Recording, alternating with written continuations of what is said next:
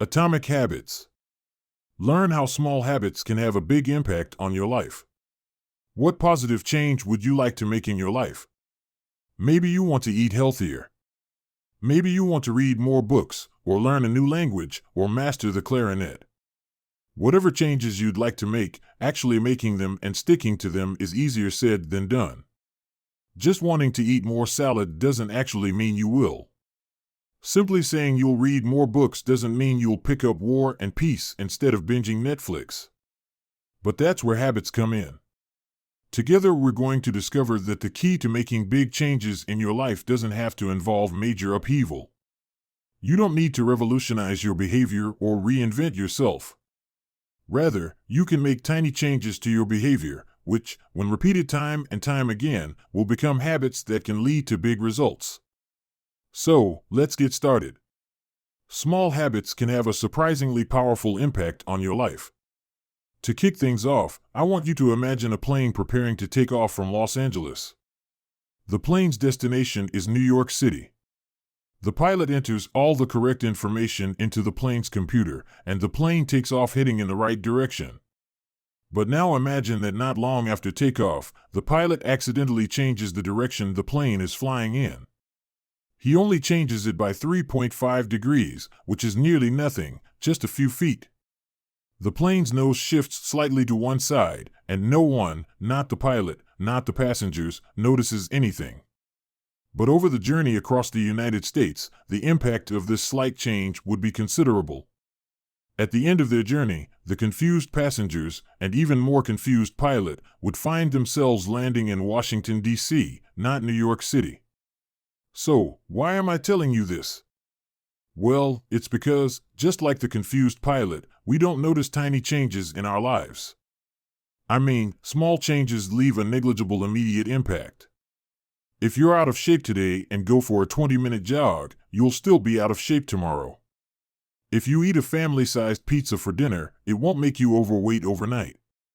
But if we repeat these small behaviors day after day, our choices compound into major results. Eat pizza every day, and it's likely you'll have gained considerable weight after a year. Go jogging for 20 minutes every day, and you'll eventually be leaner and fitter, even though you won't notice the change happening. You've probably worked out the main insight here. It's that small habits can have a surprisingly powerful impact on your life, and you won't necessarily see this impact happening in real time. You'll only see the results of your habits after a while. Now, we know that not seeing the impact of your efforts can be dispiriting. If this is happening to you, if you're feeling discouraged by the lack of immediate positive change, then it's important to try to focus on your current trajectory rather than your current results. Let's say you have a little money in the bank, but you are saving something each month. Your current results might not be that great. Your nest egg is still pretty small. But you can be confident that your trajectory is right.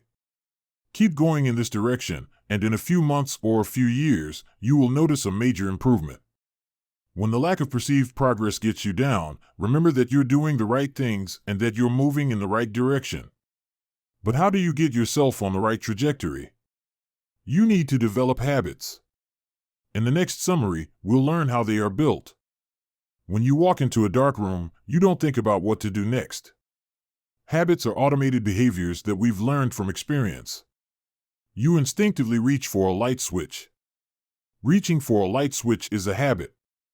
It's a behavior that you've repeated so many times that it now happens automatically. Habits like this dominate our lives, from brushing our teeth to driving our car. They are immensely powerful. But how are they formed? Well, in the 19th century, a psychologist named Edward Thorndike tried to answer this question. Apologies to the cat lovers out there, his experiments weren't very feline-friendly. Okay, here's how he went about researching how habits are formed. First, he placed some cats inside a black box. Any cat owner will know how difficult this must have been. Then, he timed how long it took them to escape. To start with, each cat behaved exactly as you'd expect when placed inside a box. It desperately looked for a way of escape. It sniffed and pawed at the corners, it clawed at the walls.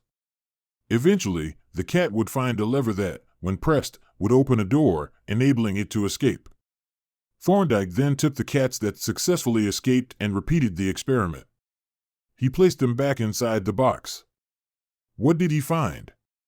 After being put in the box a few times, each cat learned the trick.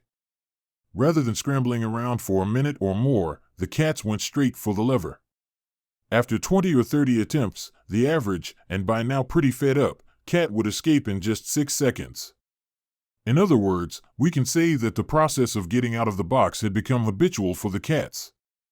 With his experiment, Thorndike had discovered something important. Behaviors that give satisfying consequences, in this case gaining freedom, tend to be repeated until they become automatic. We've learned a lot more about habits in the decades after Thorndike's experiment. We now know that habits actually are made up of flaws. First, there's the cue, or a trigger to act. Walking into a dark room cues you to perform an action that will allow you to see. Then comes a craving for a change in state.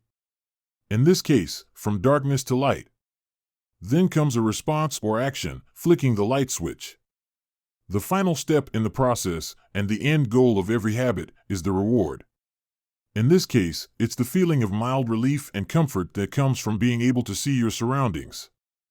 Every habit follows the same process. Do you drink coffee every morning? Waking up is your cue, triggering a craving to feel alert. Your response is to drag yourself out of bed and make a cup of joe. Your reward is feeling wide awake and ready to face the world. When you wake up, you feel a sense of relief.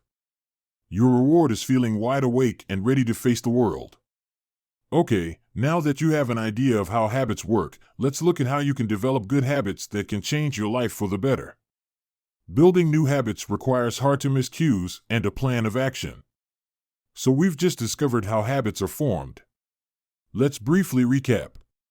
A habit consists of 4 things. A cue, a trigger that gets you to act. A craving, a desire you want to achieve. A response, the action of the habit itself. And a reward, the positive feeling you get from completing the habit. The thing is, once you know how they work, you can start to hack the habit-forming process to get good, productive habits to stick. Let's say you're desperate to learn the guitar. You've got your instrument, you've picked up the basics, but you struggle to keep up with practice. Every morning you tell yourself that you'll play later on, but the end of the day soon comes and you haven't picked up your guitar once. But now that you know the secrets to building a habit, you can use it to your advantage. In this case, you want to make the cue to pick up your guitar impossible to miss. Instead of keeping your instrument in the cupboard or in the corner of your spare room, leave it right in the middle of your living room. Leave it there in full view. Make your cue visible and unmissable. This will make it easier to turn your desire to practice into a habit. Changing your environment to put your cues front and center will help, but if you want to perfect your triggers even more, you can use what's known as implementation intentions. So what are these? When it comes to setting good habits, most of us tend to be too vague about our intentions. We say, I'm going to eat better, or I'm going to learn the guitar, and we simply hope that we'll follow through. An implementation intention can help us move beyond the vague intention. Implementation intentions introduce a clear plan of action. They help you set out when and where you'll carry out the habit you'd like to cultivate. Okay, let's return to our guitar example. Instead of telling yourself that you're going to practice guitar sometime this week, tell yourself, on Monday, Wednesday, and Friday, when the alarm goes off, the first thing I'll do is pick up my guitar and practice for 1 hour. And don't forget to leave your guitar in the middle of the night. By creating an implementation intention, you'll give yourself both a clear plan and an obvious cue, and it may surprise you how much easier it will be to build a positive habit. Let's take a little pause in our exploration here. So you might be wondering, this all sounds quite plausible, but does it really work? But does it really work? Can I actually tweak my environment and make it easy to form positive habits? Sounds good on paper, right? But in practice? Well, to answer the question, let's look at the work of Ann Thorndike, a doctor based in Boston. And in case you're wondering, she isn't related to the cat lover, Edward Thorndike. Dr. and Thorndike faced a problem most health professionals face. She wanted to help her patients improve their diets and snacking habits. But she also knew that making a conscious decision to eat healthier can be hard. It takes a lot of willpower and discipline. And not all of us have endless supplies of willpower and discipline. So Thorndike and her colleagues designed a test. As part of the experiment, she had the hospital cafeteria rearranged. The soda in the refrigerators next to the cash registers was replaced with bottled water. And baskets of bottled water placed all around the cafeteria. Dr. Thorndike and her team then watched to see what would happen. And what do you think happened? Well, over 3 months, soda sales fell by 11% and water sales shot up by over 25%. Simply by creating more queues for people to drink water, Dr. Thorndike and her team were able to get people to make the healthier choice. In other words, they were able to help people build better habits without forcing them to make a conscious decision to do so. Clear evidence that altering your environment can help you adopt better habits. Humans are motivated by the anticipation of reward, so making habits attractive will help you stick to them. We're now about halfway through our exploration of atomic habits. We've looked at how powerful habits are, how they are made, and how you can use habit cues to your advantage. Now it's time to talk about the reward side of habit building. In 1954, neuroscientists James Olds and Peter Milner ran an experiment to look into the neuroscience behind desire. Using electrodes, they blocked the release of the neurotransmitter dopamine in some rats. The results were surprising. The lab rats simply lost the will to live. Without dopamine, they had no desire to eat, drink, reproduce, or do anything else. Just a few days later, they all died of thirst. This rather disturbing story tells us one thing. Dopamine is a crucial motivator.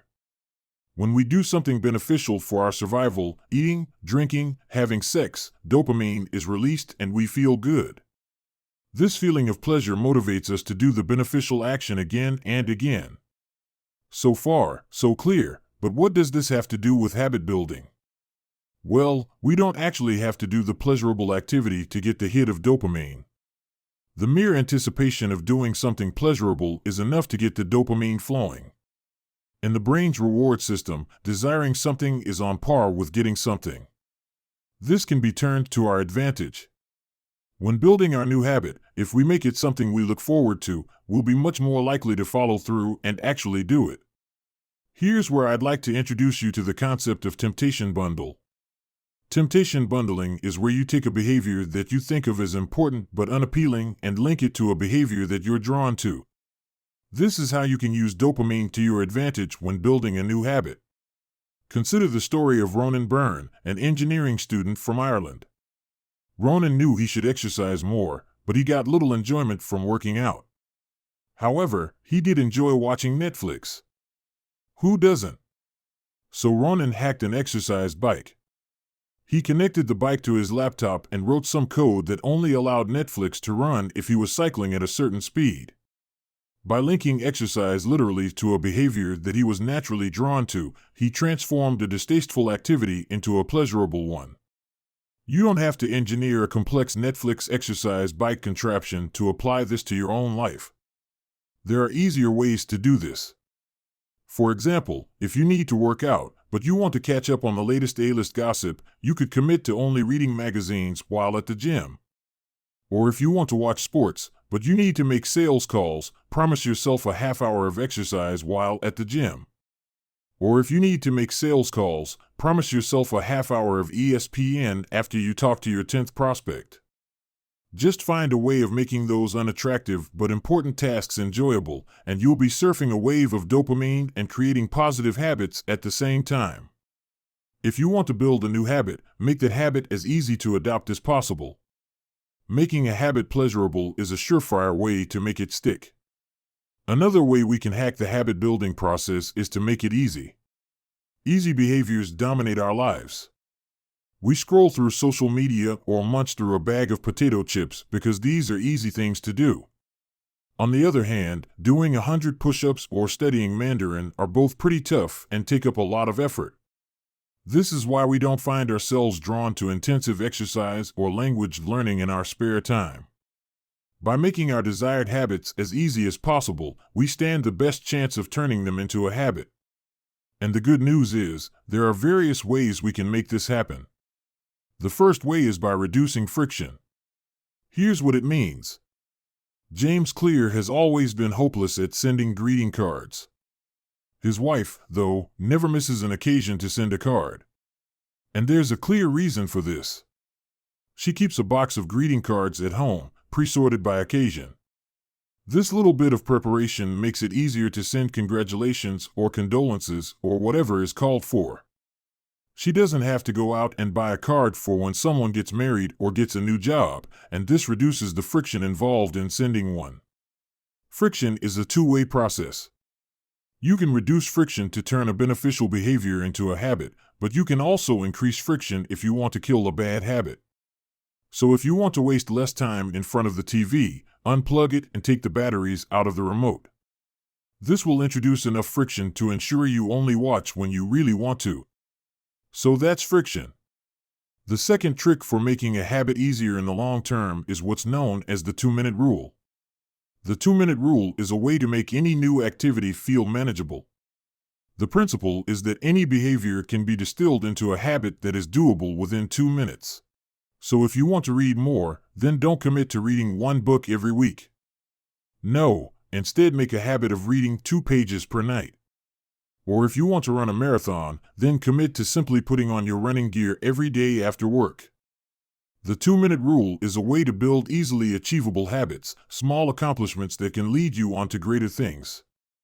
Once you've pulled on your running shoes, you'll probably head out for a run. Once you've read 2 pages, you'll likely continue.